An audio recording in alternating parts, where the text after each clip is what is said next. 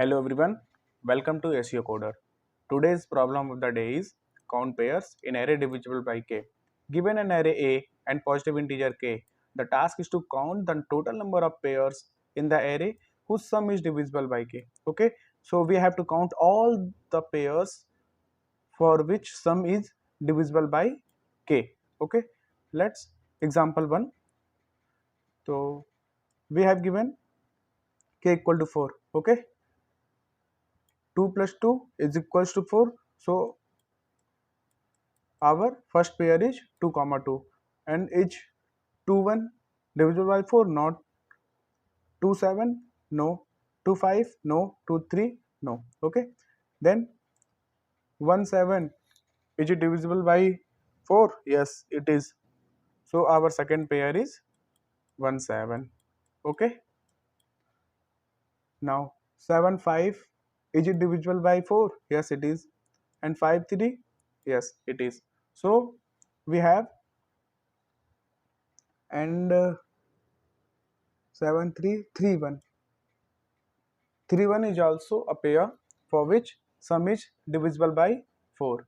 Okay, now the naive approach is to generate all pairs, means for int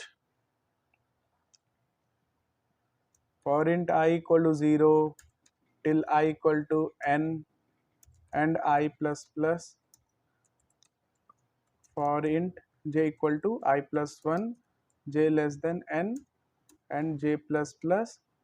अब यहाँ पे हम लोग a of I plus a of j check करके देख लेंगे क्या हमारा मॉडुलो k है या नहीं, तो एक काउंट वेरिएबल हम लोग कर लेंगे। लेकिन ये जाहिर सी बात है, ये n स्क्वायर होने के कारण ये TL ही देगा। ओके, तो हम लोग कोई दूसरा अप्रोच लगाना होगा। Okay, for our efficient approach is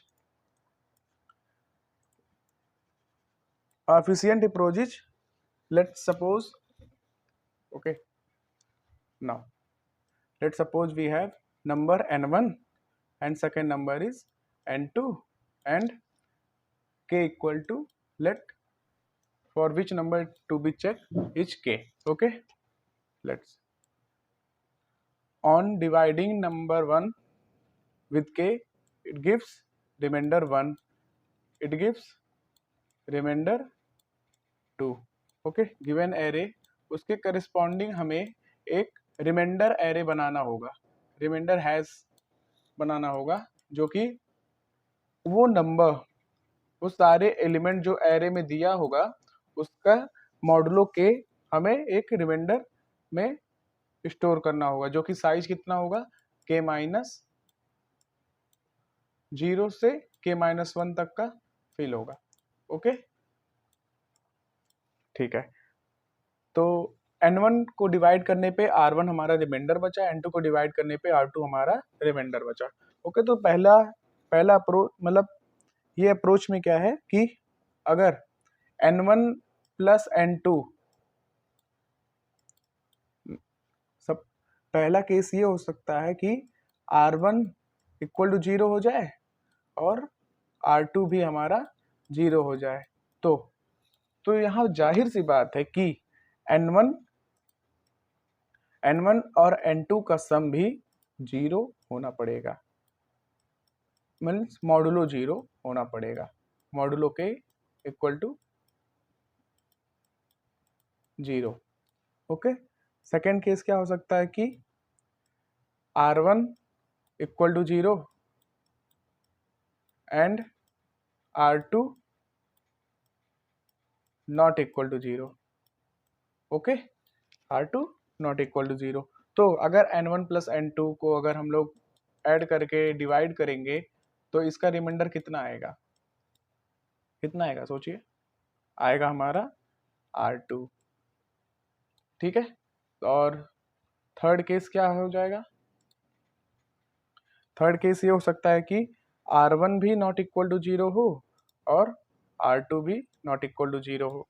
ठीक है, तो n1 plus n2 modulo k equal to 0 होने के लिए r1 प्लस R2 जो होगा R1 और R2, अगर N1 plus N2 equal to 0 means modulo K equal to 0 अगर होगा, वो किस, if and only if R1 plus R2 should be equal to K or multiple of K. Okay, now we will understood with code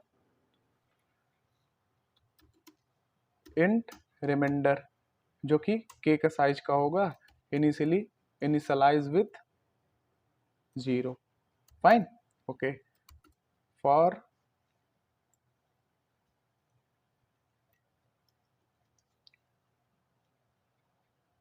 int I equal to 0, I less than n I plus plus, जो हमारा given array होगा ना, capital A array, उसका हम लोग सारे को reminder में फिल करेंगे. Reminder of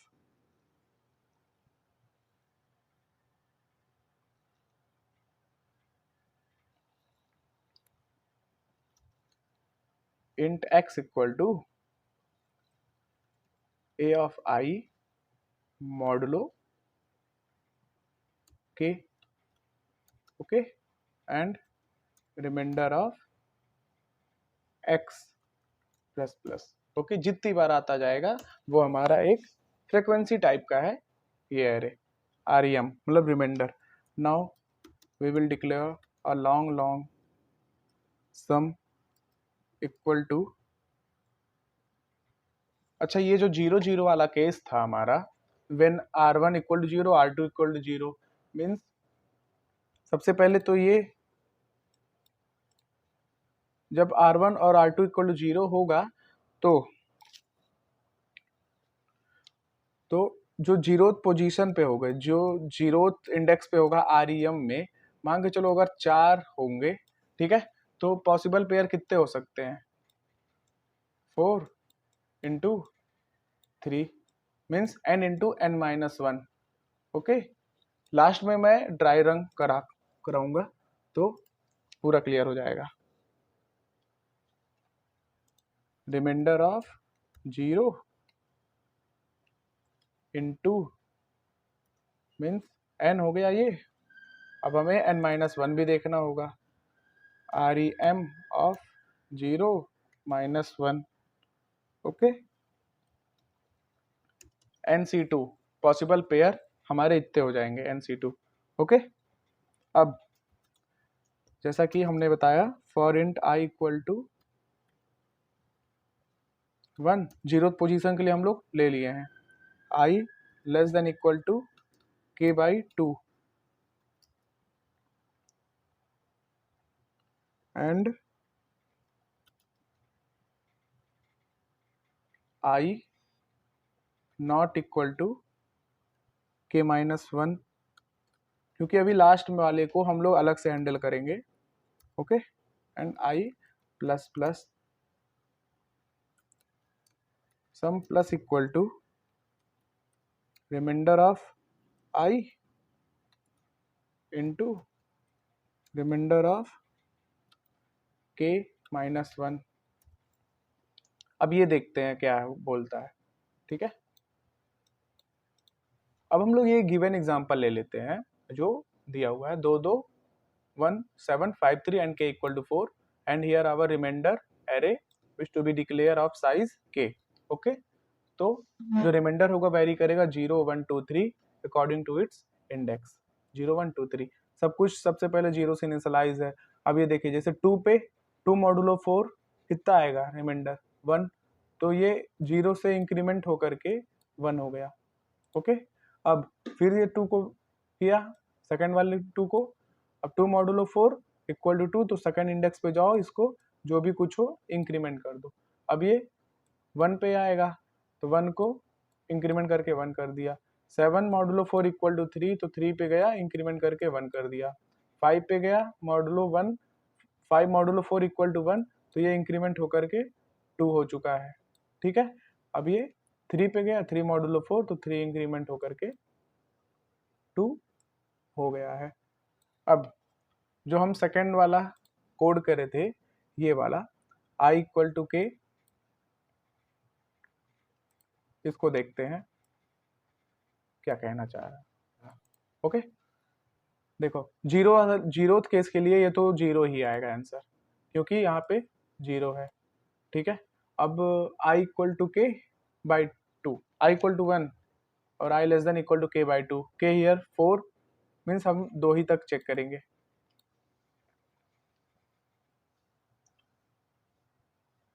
some equal to reminder of i। अच्छा देखो, 4 से हमें देखना है अगर 1 वाले कितने एलिमेंट हैं, 2, और 3 वाले कितने एलिमेंट हैं, 2।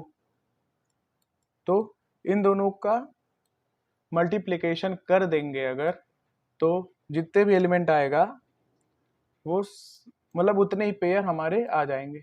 ओके, तो ये 4 पेयर यहाँ पे आ जाएगा। अगर हमारा जो के मॉडुलो 2 इक्वल टू 0 रहा तो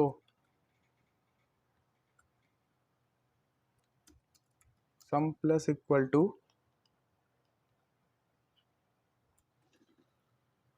reminder of K by two, यही भी ये remainder of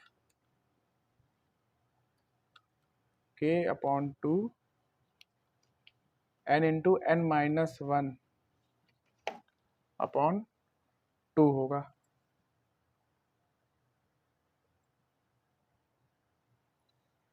N into N minus one upon two. Okay, अब लास्ट में हम लोग रिटर्न सम कर देंगे। Let's compile and run. Compilation error, rem was not declared। देखते हैं।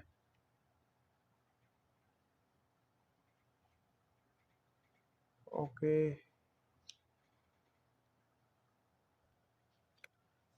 यहाँ पे अभी हमारा एक्सपेक्टेड आउटपुट नहीं आ रहा है, सॉरी, यहाँ पे 1 नहीं आई होना चाहिए, क्योंकि हम लोग पेयर को अपडेट करते हैं। अब कंपाइल एंड रन करते हैं। ओके, नाउ सबमिट है।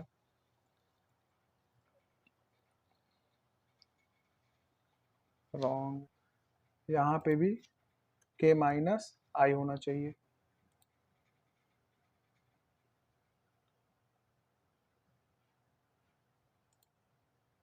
Now again submitted. Okay fine. So thank you guys, please like, share and subscribe my channel.